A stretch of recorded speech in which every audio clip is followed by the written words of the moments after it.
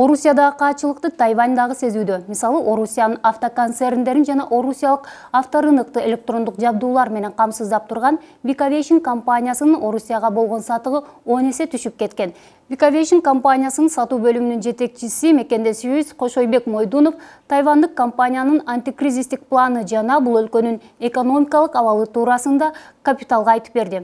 Кошойбек, саламатсызбы? Сиз иштеген компания товарынын дээрлик 70%-ын Орусияга экспорттойт экен. Орусияда кризистин кесепети катуу тийип жатса керек. Туура айттыңыз, биздин компания буга чейин деле 70% буга чейин 70% Россияга экспорттоп келгенбиз, өзүбүздүн продукциябызды. Азыркы учурда Россияда болгон кризиске байланыштуу биздин дагы компаниянын сатуулары азайып, дээрлик 70%, сиз айткандай 70% азайды. Бул эми Россияда болгон кризистин кесепети десек болот, анткени биринчи фактор бул доллардын кымбатташы болот. Мурда долларды 30 канча калышса, азыр 60-тан ашып калды ушундай. Экинчиден бул ички Россиянын өзүнүн ичинде болгон машиналардын ичиндеги электроникага спростун азаюусу, машиналарда сатууда аябай азайгандыгына биздин дагы ошол кесепеттер тийип атат. Айталы, өткөн жылдын март айы менен ушул жылдын март айына салыштырганда сатуулар канча пайызга түшүп кетти? Былтыркы жылдын март айына салыштырмалуу биз март айында 1 миллион доллар 1 миллион 200 миң доллардын тегерегинде экспорттасак, быйыл 100 миң доллардын 100 миң дагы көбүрөөк, азыраак болуп калат, 200 миңдин ары жагында го дейм. Ошондой аябай эле бир топ кескин арзан кыскаруу бар бизде да ошол Россиянын кесепетинен. Силердин компания дагы кайсы рынокторго чыгат жана ал жакта ахвал кандай болуп жатат?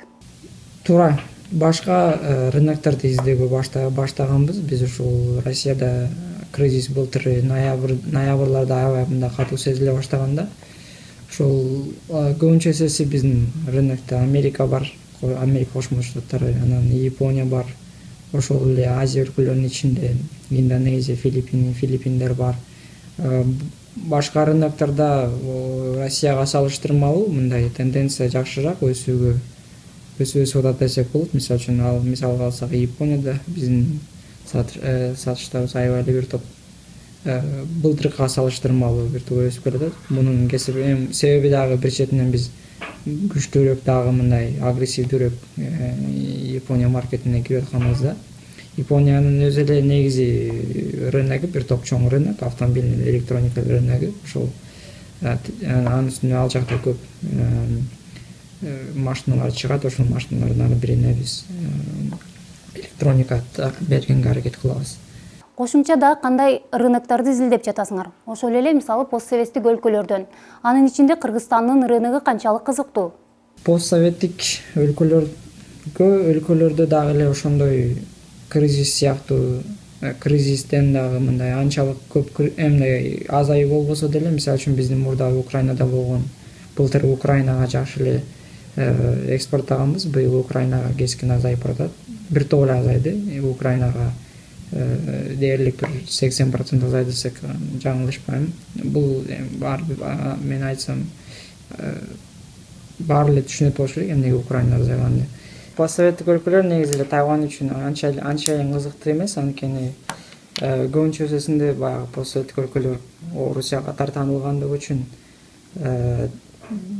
көп деле биле беришпейт. Ошол эле Кыргызстан жөнүндө, Казакстан жөнүндө, Украина жөнүндө бир аз билишет, анан калгандары жөнүндө көп деле маалыматы жок. Анткени көбүнчө эсеси Россиялык компаниялар ошол биз ушунчай чоң мамлекетпиз, ичибизде мынча киши бар деп, мынча миллион киши жашайт деп калкынын санын айтканда, албетте өндүрүш жаатында иштеген компаниялар үчүн цифралар дагы кулакка жакшыраак угулат. Ошон үчүн анчайын көп кызык эмес, анткени кызык эмес дегеним маалыматы жок, ошон үчүн кызык эмес бир четинен. Экинчи четинен чынында эле көп бөлүк постсоветтик өлкөлөрдө рынок кичинекей. Мисалы үчүн биздин Кыргызстан рыногун алып көрсөк деле 5 миллиондук калк бар, анан сиз көбүнчө сиз мына 5 миллиондук калкка биз көп нерсе сата албайбыз деген ойду айтышат да.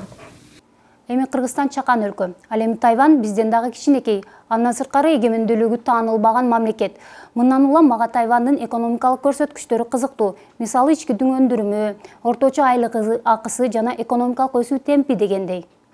Жакшы суроо болду Тайвань жөнүндө. Тайвань өзү кичинекей мамлекет болгону менен Ысык көл областынын размериндеги өлкө. Бирок мынчалык кичинекей өлкө болгону менен экономикалык көрсөткүчтөрү аябай жакшы. Мисалы үчүн 2013-жылы 320 миллиард доллар тегерегинде экспорт жасаса, былтыр 2014-жылы 400 миллиард доллардын тегерегинде экспорт жасаган. Орточо айлык бул жакта $800 менен $1000 ортосунда. Бул эми жаңы жумушка кирип аткан бүтүрүүчүлөр үчүн, ал эми адистиги бар адамдар үчүн адистер үчүн бир тоолойдо $2000 нары жагында болот. Айтып аткан доллар дейм, америкалык доллар деп атам. Бул кичинекей керек болсо таанылбаган өлкөнүн мындай экономикалык ийгилигинин сыры ошол эле Азиан жолбостору аталган өлкөлөрдүн өзгөчөлөнбөсө керек. Негизи Тайвандын өнүгүүсүнүн эң бир башкы себеби бул саясат менен бизнестин бири-бирине аралашпай, бири-бирине тоскоол болбой кеткендигинде да. Ошол туура азыр ушуну айтып баратсам, сиз суроо бердиңиз, экономика жана саясат боюнчачы. Экономикалык саясат менен ички саясат жана сырткы саясатта Тайвань аябай эң жакшы үлгү болот биз үчүн. Анткени Тайванда саясатта эмне болуп атса, экономика көп тиешеси болбойт. Анткени көбүнчөсү чоң корпорациялар дүйнөлүк маркаларга продукт жасагандыгы үчүн саясат менен көбүнчөсү көп алек болушпайт.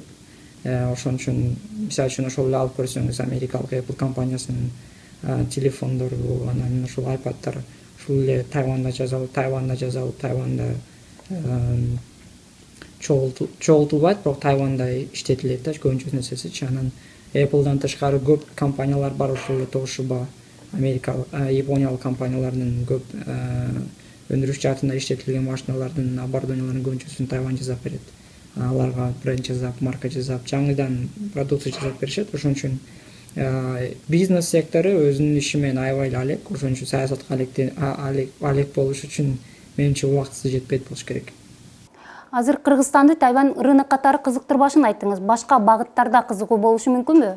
Кыргызстан Тайвань үчүн анчалык деле мындай таанымал бир өлкө эмес. Биз үчүн деле, Кыргызстан үчүн деле Тайвань анча бизге тааныш өлкө эмес. Тайвань үчүн да Кыргызстан анча тааныш өлкө эмес. Мунун бирден бир себеби саясат. Биз Тайвань менен болгон алака Кытай аркылуу кеткендиги үчүн Кытайдын саясаты баарыбызга белгилүү. Тайвань менен ортосунда бир аз тирешүү болгондугу үчүн биз Кыргызстан мындай жумуш кылышыбыз Тайвань менен бир аз кыйыныраак болот. Бирок Кыргызстанга Тайваньдан көп нерсени алып үлгү алсак болот. Тайванда мисалы үчүн ошол эле алып көрсөңүз, жаңы нано текстиль жаатында, бизде текстиль жакшы өнүгүп келет. Ошол нано текстиль жаатында Тайвань ошол эле Adidas, Nike маркаларына көптөгөн жаңы технологиядагы кийимдерди тигет. Ошол технология кийимдерди тигүүдө колдонулган технологиядан сырткары ошол колдонулган ичинде материалдар да Тайванда жасалат. Бул инновациялык эмелер, кийимдер десеңиз болот. Ошол жаатында биз да мындай Тайвань менен иш кылсак болот. Бизнес демекчи, кыргызстандык бизнес Тайвань менен канчалык тааныш? Кыргызстандык бизнес мен өткөндө эле карап көргөм. Ушу 2000 жыл менен 2014 жылга чейин Кыргызстанга Тайвань $211 миң тегерегинде экспорт кылдыр. Бул эми цифрага таянсак бир топ эле аз цифра. Ошон үчүн Кыргызстандын бизнеси менимче Тайвань жөнүндө көп биле бербейт. Анткени бир четинен алыс, экинчи четинен биз Кытайга жакын болгондугу үчүн Кытайдан алып келип көнүп калганбызбы ушундай. Бирок мен ишенем, ушул Тайвань жактан аябай мындай сапаты бийик продукциялар алып барсак Кыргызстанга кереги жарайт деп. Баса Кытай менен Тайвандын ортосундагы саясий тирешүүлөр белгилүү. Ал эми соода саттык, экономикалык жана бизнес алакалар кандай түзүлгөн? Кытай Тайвань ортосундагы саясат Тайвандык компаниянын Кытайда болгон ишмердүүлүгүнө көп эле мындай таасири болбойт. Бирок эми аябай катуу тиреш болуп кетсе таасирлер болот. Кээ бирде санкциялар, кээ бирде эмбарголор коюлуп турат бири-бирлерине. Бирок мындай жалпы жонунан Тайвандык компаниялардын эң көбүнчөсү эле ошол эле Кытайдын ичинде заводдор бар. Ушул заводдор жакшы эле иштешет. Тескерисинче Кытай мамлекети ошол иштеп аткан заводдорго көп эле жардам берет. Ошонун эң бир мындай эң чоң эле заводдордун бирөөсү Foxconn. Ошо Foxconn Тайвандык компания болуп эсептелет. Foxconндун ичинде 60 миңден ашык киши иштейт. Ошонун баары кытайлык жарандар. Ошол кытайлык жарандар болгондугу үчүн дагы Кытайдын мамлекети бир топ жардам берет. Кытайда деле ошондой. Кытайда деле мындай көп атайлап бир компанияны жок кылалы же кысым кылалы деп эч качан текшерүү болбойт Тайвандык компания үстүндө. Дагы айта кетчү нерсе, бул жакта Тайванда бизнес үчүн шарттар бир топ эле аябай эле жеңилдетилген. Мен ушул канча жылдан бери иштеп атам, ушул жакта бир дагы жолу налогтон келип биз ушундай текшеришибиз керек деп текшерүү келгенин көргөн эмесмин. Анан компаниялардын деле мындай анчалык деле көп мындай проблемасы жок болсо керек. Демек, бул жерде экономика менен саясаттагы даана так ажыратылган экен. Кызыктуу маегиңизге чоң рахмат.